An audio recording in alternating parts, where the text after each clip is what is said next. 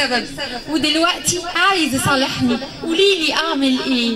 وريله انك رميتيه من قلبك ولا تسألي فيه، قوليله انك نسيتيه وانشغلي واعملي نسيان. وريله انك رميتيه من قلبك ولا تسألي فيه، قوليله انك نسيتيه وانشغلي واعملي نسيان. نار قلبه اتشعل